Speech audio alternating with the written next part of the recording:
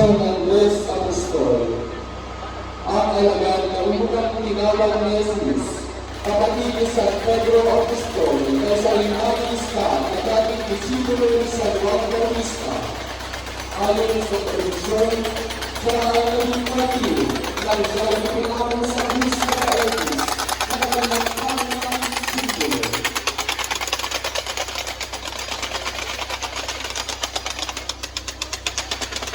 Santiago Mayor Apostol, ang nag-iunang martir sa mga taga-Jesus, anak ni San Pedro at Santa Maria Salome, at nakatagal ng kapatid ni San Juan Bautista. Isa sa apat na mga isla na tinawag ni Jesus sa laman ng Galilea upang maging alagad. Binagsagang dakila dahil saksi sa pinakamahalagang yugto sa buhay ni Jesus. Nang si Jesus ay umakyat sa bundok ng Tabor, sina Pedro, Juan at Santiago ang saksi sa pagkabagong anyo ni Jesus at tinig mula sa langit ang kanilang nangis. Ito ang aking anak na gustong tinanungan. Pakinggan niyo siya. Ayon sa tradisyon, siya ay pinulunan ng ulo ni Herodes Antipas. San Felipe Apostol, ang alagad ni Jesus mula sa Bethsaida at dating disipulo ni San Juan Bautista. Siya ang naghikayat sa kanyang kaibigan na si Nathanael o Bartolome upang maging alagad ni Jesus. Ayon sa tradisyon, siya ay naging martir nang siya ay ipinako sa krus na matangkad na kanya ring pangunahing simbolo. San Bartolome Apostol, ang alagad ni Jesus na kilala rin Nathanael. Naging alagad siya dahil sa hiling ng kanyang kaibigan na si San Felipe. Ayon sa tradisyon, siya ay pinatay sa pamamagitan ng pagtanggal ng kanyang balat habang siya'y buhay pa, gamit ang isang tabak o kutsilyo na kanyang pangunahing simbolo. Santo Tomas Apostol, ang alagad ni Jesus na kilala din bilang Edemus, na ang ibig sabihin ay kambal. Tinanong niya minsan si Jesus kung ano ang tamang daan patungo sa kaharian ng Diyos. Sagot ni Jesus, "Ako ang daan, katotohanan at ang buhay. Walang makapupunta sa Ama kundi sa pamamagitan ko." Namatay ng isang martir sa pamamagitan ng isang sipat. Santiago Apostol, anak ni Alfeo, ang alagad ni Jesus na unang naging obispo ng Jerusalem, anak ni Santa Maria Cleope at kapatid ni San Judas Tadeo. Tinawag siyang Santiagong nakababata upang maiba kay Santiagong nakakatanda o mayor. Ayon sa tradisyon, ang kanyang simbolo ay isang pamalo na ginamit upang siya'y patayin. San Judas Tadeo Apostol, ang alagad ni Jesus na pinsan rin niya, anak ni Santa Maria Cleope at kapatid ni Santiago Minor. Nung huling hapunan, siya nagtanong kay Jesus kung bakit pinakita niya ang sarili sa kanila at hindi pa sa sanlibutan. Sagot ni Jesus, "Ang sino mang magmahal sa akin ay susunod sa aking aral." Naging martir ng paluin ng isang pamalo na karaniwang hawak niya at ang isang medalyon na may mukha ni Jesus dahil sa sinasabing kawangis niya ito. San Simon Zelote Apostol, ang alagad ni Jesus na binagsagan din ang makabayan. Dahil sa katapatan niya sa mga batas ni Moises, sinasabing siya ay sinanay ni San Pedro at nangalan sa Ehipto at Mesopotamia. Naging martir sa pamamagitan ng kanyang hawak na lagarin upang siya'y patayin. Apostol San Matias, ang alagad ni Jesus na humalili o pumalit kay Judas Iscariote. Siya ang nabunod sa isang palabunutan kasama ni San Jose Barsabas Justo nang si Judas Iscariote ay mawala. Ayon sa tradisyon, pinutulan siya ng ulo gamit ang isang panahon na kanyang pangunahing simbolo.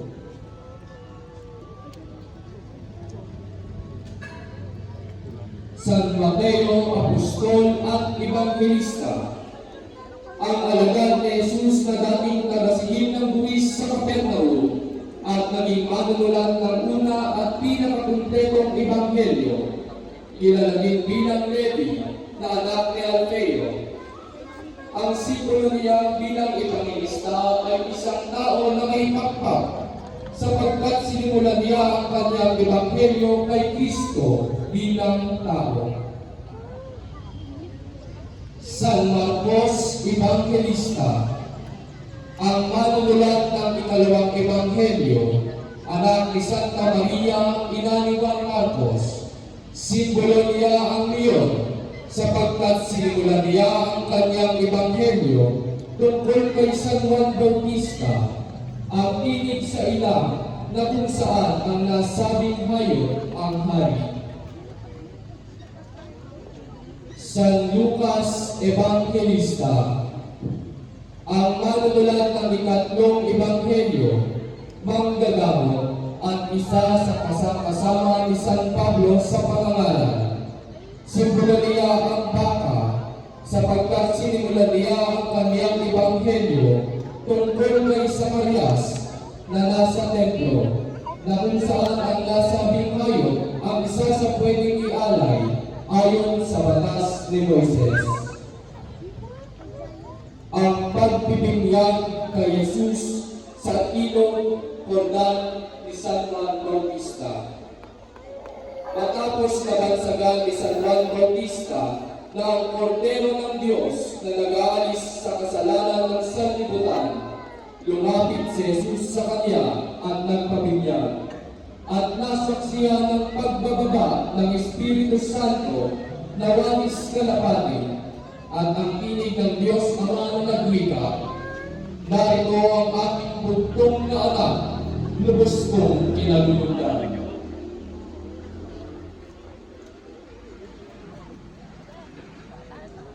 La Mujer Penitente, ang pagsisisi ng babaeng makasalanan. Nang mabalitaan niyang kumakain si Jesus sa bahay ng Pariseyo, ay nagdala siya ng isang pabango na nasa sisindang alabastro at lumapit siya sa likuran ni Jesus sa gawing paanan. Siya'y nananangis at nabasa ng kanyang luha ang paa ni Jesus at pinunasan niya ito ng buhok. Hinagkan at pinahiran ng pabango. Ang babaeng Samaritana, ang pakikipag-usap ni Jesus sa isang babae na kilala rin bilang propina sa tabi ng balon ni Jacob sa bayan ng Sigar, Samaria, kung saan nilikha ni Jesus, "Ang tubig na sumisibol sa akin ay nagbibigay buhay at magdudulot ng buhay na walang hanggan." La Despedida, ang pamamahalan ni Jesus sa kanyang mahal na ina. Umaga ng pista ng tinapay na walang limadura, nang magpaalam siya sa kanyang inang si Maria. Puno ng hapislo ng kanyang ina sa pag-alis ng kanyang anak. Pagamat masaklap at mapait ang mangyayari kay Jesus, ay ipinaliwanag niya ito'y ibig mangyari ng Amang nasa langit.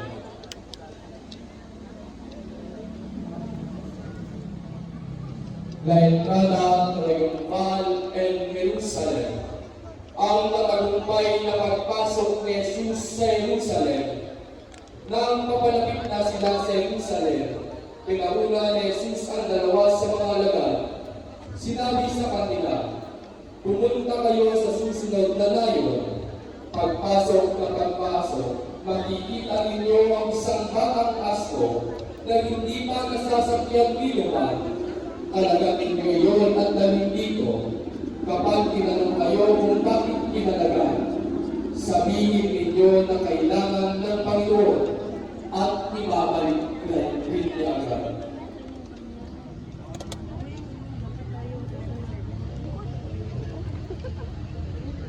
Laborasyon.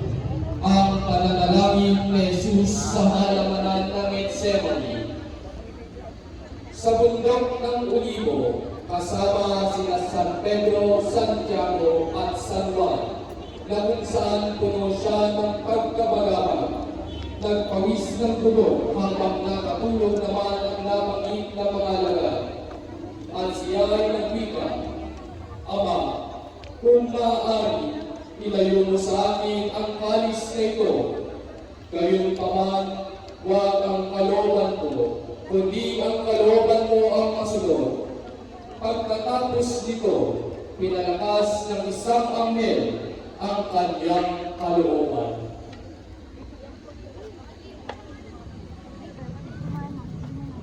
Señor Jesus Cautivo, ang pagkadakip kay Jesus, ito ang banal na imahe ng Panginoong Jesucristo matapos ang pagdakip at simbolo ng pag-iwan sa kanya ng mga alagad. Ayon sa Ebanghelyo ni San Mateo, ngunit ang lahat ng ito ay nangyari upang matupad ang mga sulat ng mga propeta. Nang magkagayon, iniwan siya ng mga alagad at sila'y tumakas, at mula kay San Marcos, iniwan nila si Jesus at silang lahat ay nagmamadaling tumakbo.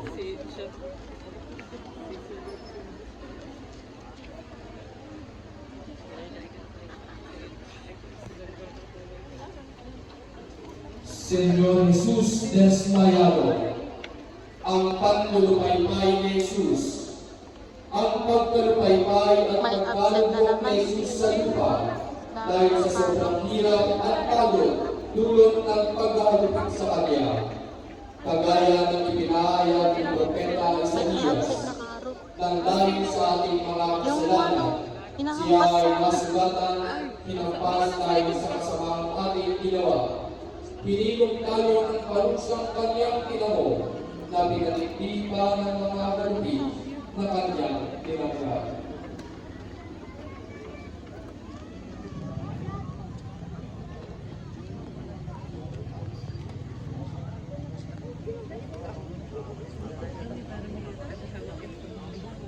Nuestro Padre Jesus Nazareno, ang pagpapasal ni Jesus sa krus patungo sa bundok ng Kalbaryo, matapos ang paghatol ni Poncio Pilato ng parusang kamatayan sa udyok ng mga saserdote, si Jesus ay agad inilabas sa pretorio para pasalin ang mabigat na krus tungo sa lugar ng kanyang pagpapakuhan.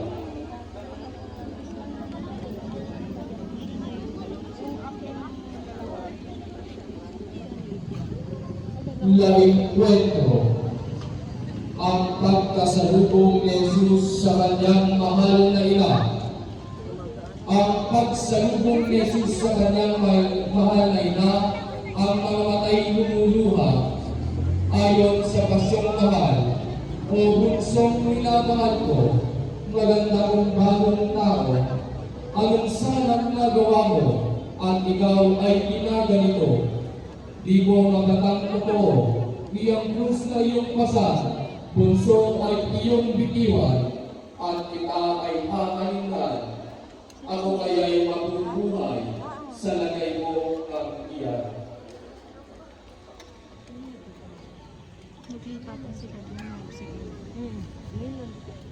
Nuestra Señora de las Lágrimas y Misericordia, ang larawan ay nagpapakita ng kalakasan at katatagan ni Maria sa kabila ng mga pagsubok sa kanyang kinakaharap.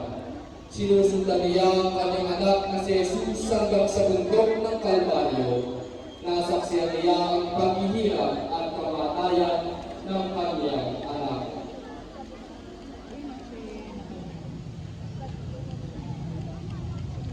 Jesus Nazareno de la Tres Baila.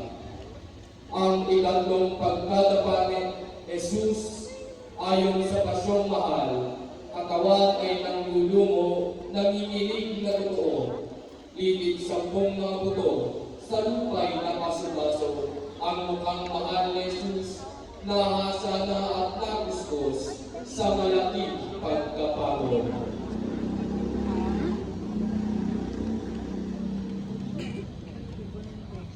Ang pagpapahid ni Santa Veronica sa mukha ni Jesus. Ayon sa banal na tradisyon, nang si Jesus ay puno ng pagod, pawis at dugo, habang pasa ng krus, isang ginang ng lungsod na binagsagang Veronica ang nagpahid ng kanyang birang o belo sa kalus-lunos na mukha ni Jesus.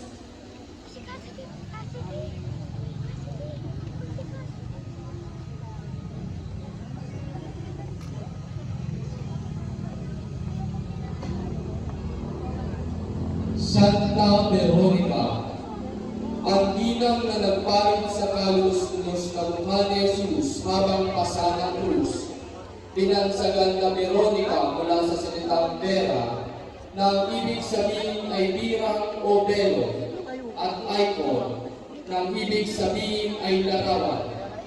Kilala din bilang sa pangalang Serapia. Ayon sa pasyong mahal, di nabanat di natiis, naawa siya't namapis, nang makita at masilip ang mukhang tigil ng sakit, ng dugo at matlang pawis. Kalbaryo. Si Jesus na nakabayubay sa bundok ng Kalbaryo o Golgotha, nang makita ni Jesus ang kanyang inang si Maria at San Juan Evangelista, sinabi niya sa kanila ang kanyang mapuling mabili, "Babae, narito ang iyong anak," at sa kanyang alagad, "Anak, narito ang iyong ina." Mula doon nanirahan ang Birheng Maria sa bahay ni San Juan Evangelista. San Dimas Penitente, ang isa sa magnanakaw na nakapagos sa bundok ng Kalbaryo. Siya ang unang naging santo na itinalaga mismo ni Jesus. Ayon sa mabuting balita ng San Lucas, pinuya siya ng isa sa mga salaring na kapato sa tabi niya ng pangalay Festas. "Hindi ba ikaw ang Kristo? Iligtas mo ang iyong sarili at pati na rin kami." Ngunit pinagsabihan naman ito ng kanyang kasama ng si Dimas, "Wala ka na bang takot sa Diyos? Ikaw ay pinaparusahan tulad niya. Tama lamang na tayo parusahan ng ganito dahil sa ating mga ginawa. Ngunit ang taong ito'y walang ginawang masama." At sinasabi ng ito, "Jesus, alalahanin mo ko kapag nag-ahari ka na." Sumagot si Jesus, "Sinasabi ko sa iyo, isasama kita ngayon din sa paraiso." La Pieta, ang madamdaming larawan para sa mag-ina. Ang ikandong, ang anak na wala ng buhay sa kanyang ina. Ayon sa pasyong mahal, pinagdaan, inihugos, katawang kalunos-lunos, malumanay na sinambol at kanilang uniyago sa inang Birheng ibuhos. Kinalong kapag kabata si Jesus ng Birheng ina, lumbay habis sabihin pa at pagbubuntong hininga ng kaniyang kaluluwa. Nuestra Señora de la Soledad, ang imahen ng mahal na Birhen na puno ng pighati, habang siya ay mag-isa, tangan niya sa kanyang mga kamay ang koronang ilig at ang mga pako na ginamit kay Jesus. Samahan natin ang ating mahal na ina sa kanyang pamilighati mamaya sa ganap na alas 10 ng gabi.